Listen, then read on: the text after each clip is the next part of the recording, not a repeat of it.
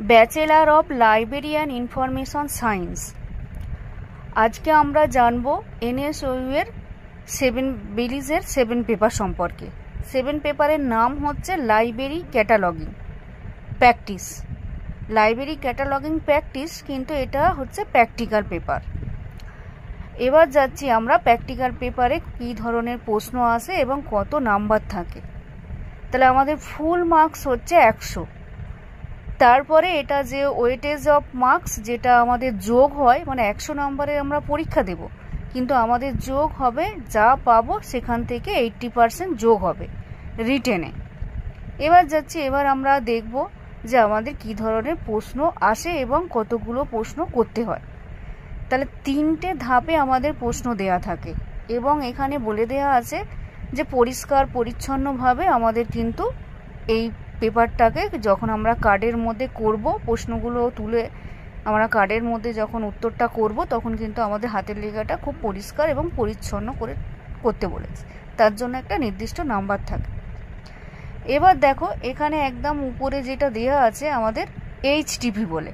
এইচটিপিটা হচ্ছে half title page, মানে আমাদের কোশ্চেনে ওরকম এইচটিপির ইনফরমেশন পাবো। তারপরে হচ্ছে টিপি হচ্ছে টাইটেল পেজ।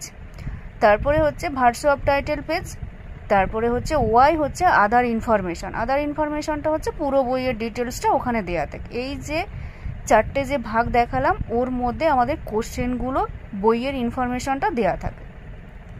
এবার যাচ্ছি আমরা গ্রুপ এ তে কী ধরনের প্রশ্ন আমাদের পড়বে। গ্রুপ এ তে আমাদের বলে দেওয়া আছে যে মেন এন্ট্রি করতে হবে, তার সাথে ট্রেসিং সহ মেন এন্ট্রি কার্ড করতে হবে এবং অ্যাডেড এন্ট্রি করতে হবে আর নেসেসারি রেফারেন্স এন্ট্রি করতে হবে এএসইআর অনুযায়ী। তাহলে এএসইআর 2R অনুযায়ী আমরা গ্রুপ এ এর 4টে প্রশ্ন দেওয়া থাকবে 1 থেকে 4 নম্বর প্রশ্ন পর্যন্ত। সে 1 থেকে 4 নম্বর প্রশ্ন থেকে আমরা 2টো প্রশ্ন আমাদের করতে হয়, মানে এনি 2 আমাদের প্রশ্ন করতে হবে।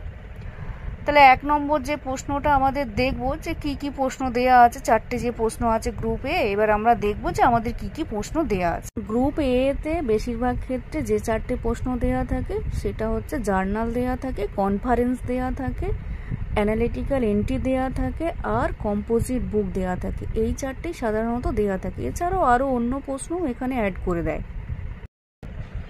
1 নম্বর যে কোশ্চেনটা দেওয়া আছে সেটা হচ্ছে আমাদের জার্নালের কোশ্চেন। পুরো কোশ্চেনটা একেবারে এখান থেকে এই পর্যন্ত যেগুলো হাইলাইট করছি ওই পর্যন্ত হচ্ছে জার্নালের কোশ্চেন, মানে পিরিয়ডিক্যালের।